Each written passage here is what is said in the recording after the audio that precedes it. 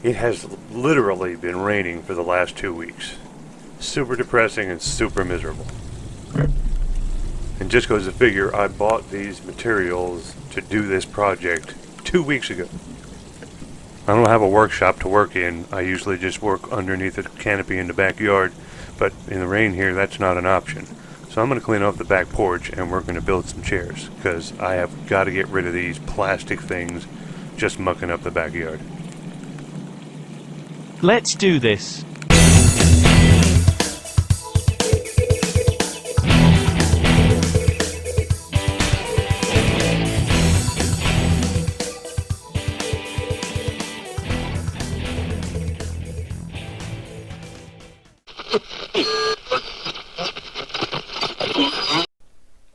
In case you haven't already, please take time and subscribe to the channel. Also, hit that notification bell to get alerted when new videos are uploaded.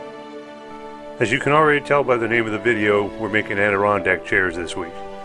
I've never made Adirondack chairs before, and I didn't have any plans to go by. I just looked at a couple of pictures of them online and took a couple of ideas from a couple of different ones and made my own design.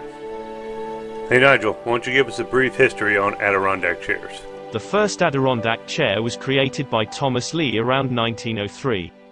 Lee was searching in vain for comfortable outdoor furniture for his country cottage in Westport, New York, which is near, you guessed it, the Adirondack mountain region of upstate New York, on the banks of Lake Champlain. According to legend, Lee created several prototypes for chairs made out of just 11 pieces of knot-free wood, all from the same tree. His family, all 22 of them, tested each chair, and ultimately decided upon the gentle recline and wide armrests of what we now know as the Adirondack chair. As with any building project, the first thing we do is put on our personal protective equipment. Or PPE if you want to get technical.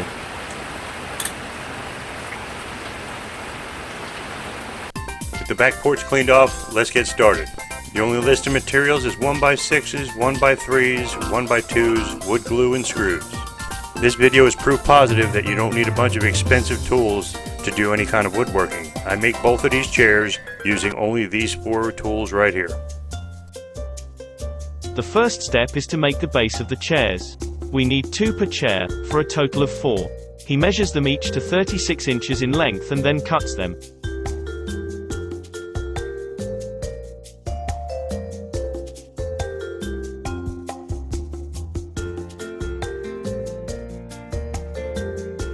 I freehand a design on here.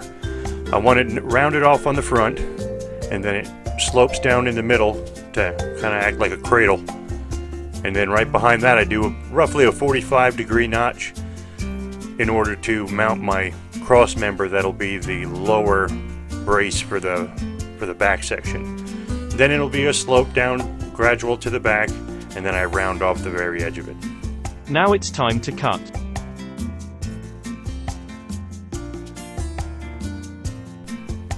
Once this cut is complete, we now have our template.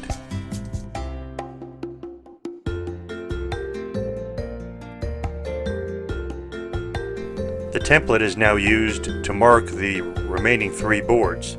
That way, after we cut them, they all are virtually identical.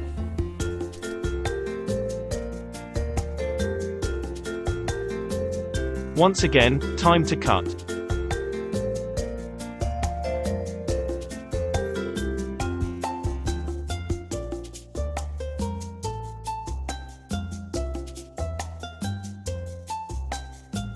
And now for the part no one looks forward to, sanding. You want to make sure you sand every surface and round all the edges.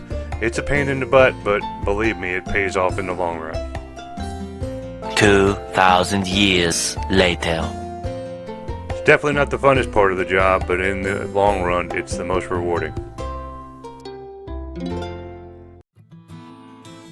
Next up is to make the front legs and armrest supports. He uses a piece of 1x6 and cuts it to 22 inches in length. He makes a total of 4 and then sands them. One eternity later.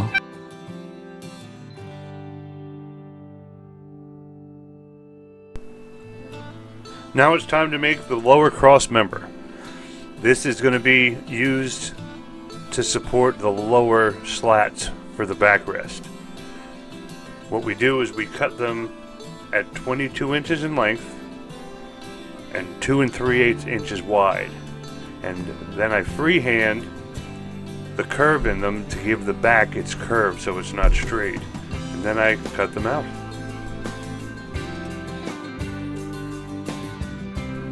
And of course, the fun job of sanding. And this is what it looks like sitting on the bases. Next is the front base supports. These are 2 3/8 of an inch wide by 20.5 inches long. 2 are made, 1 for each chair, then sanded. Now the cross member and front support are installed. What I don't show you is I drill pilot holes for each screw that goes in there so it doesn't crack the wood, and I put wood glue in between each of the joints before they're screwed together.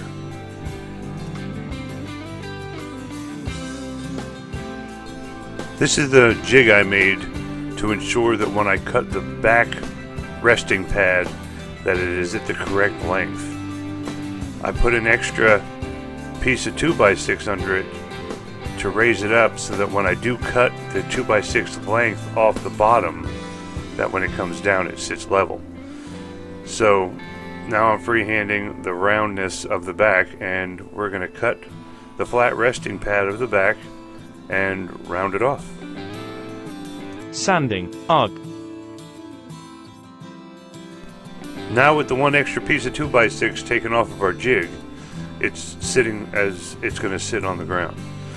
So we drill a couple of holes in for the carriage bolts and glue it and shove the carriage bolts through.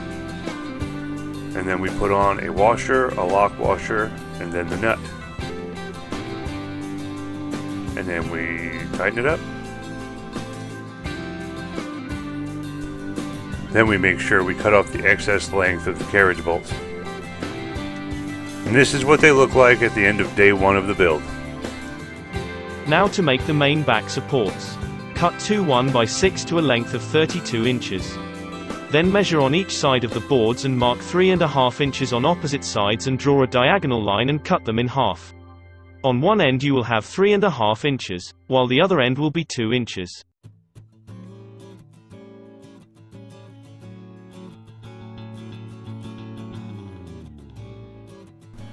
And yes, our favorite part, sanding.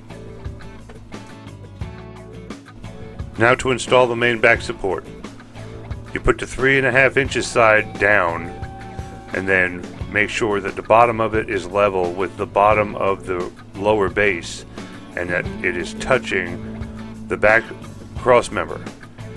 You drill 2 holes through, send the carriage bolts through, add glue, put the washers on and the nuts, and then screw it home. Next up, we are going to make the armrests.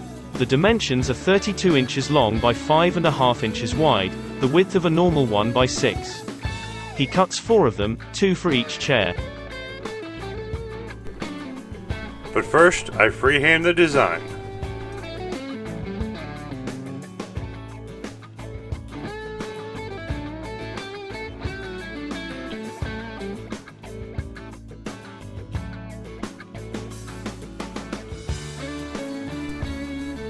I cut out the first one, and then just like the main base, I use this first one to use as a template to mark the other 3 so that they are all virtually identical. And we sand them. Now onto the top back support. The key here is to make it slightly longer and wider than the main back supports. He cuts them at 22.25 inches long by 2.5 inches wide. He rounds both ends and puts a sag in the center just like the bottom back support, and then, you guessed it, starts sanding.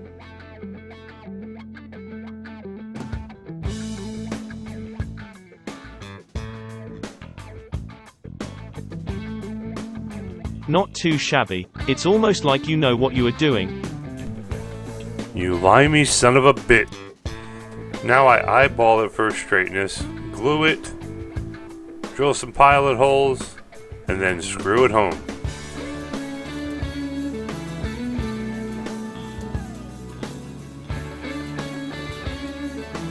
Next up is the lower back slat shelf. It measures 20.5 inches by 3.5 inches. Then you mark down 1.5 inches from the top of the base and make sure it is under the lower back support. Then he drills pilot holes and screws it in.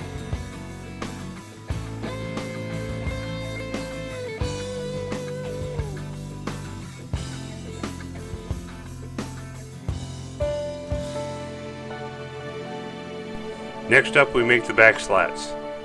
I cut a 1x3 at 42 inches, and we use 7 of them per chair.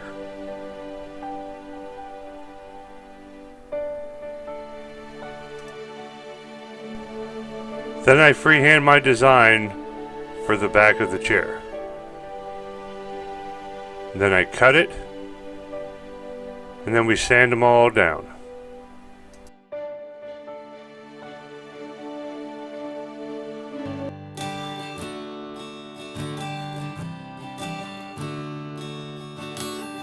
Before we attach the back slats, we must install the armrests. Make sure the back is flush with the back of the main back support and that you have a board thickness overhang on the front leg. Then pilot holes and screw. Here I'm making the outer supports for the armrest, but I forgot to press start on my GoPro.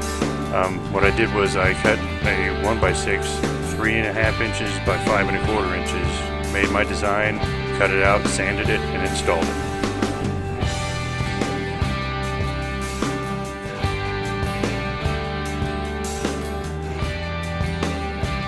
The reason for putting the armrests on first is so that we would know exactly how much room we had to work with the back slats. First thing you do is measure the center of the back, and that is where you bolt the center slat. Then at the bottom, you almost have them touching but not quite, and then you spread the outer two to where they touch the back of the armrests. Then the remaining 4 slats, you eyeball them to try and get the same amount of distance, or gap if you will. To make the first lower seat slat, he places a 1x3 on the chair and marks the edges, notches and curve that will match the contour of the chair back. Sanding of course. Now we measure for the remaining lower seat slats, a total of 13 of them per chair, and they are at 20 7/8 of an inch. Cut them, sand them, and then install them. You can finish them however you want, paint them, polyurethane them. I'm going to polyurethane these, but I gotta wait until the weather gets a little warmer. And here is a short montage of the completed set.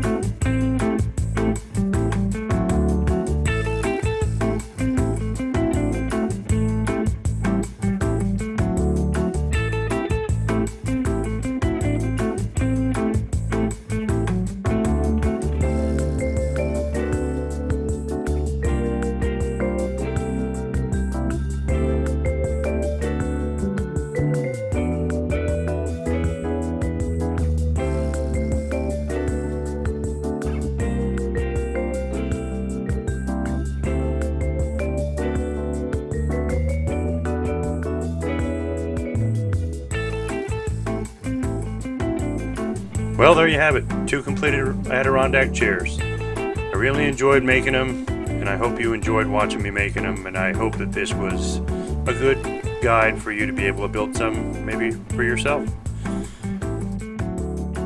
If you enjoyed the video, please hit the like button. Once again, no bonus footage this week, as I feel this video is pretty long enough. Thank you for watching, and hope to see you next week.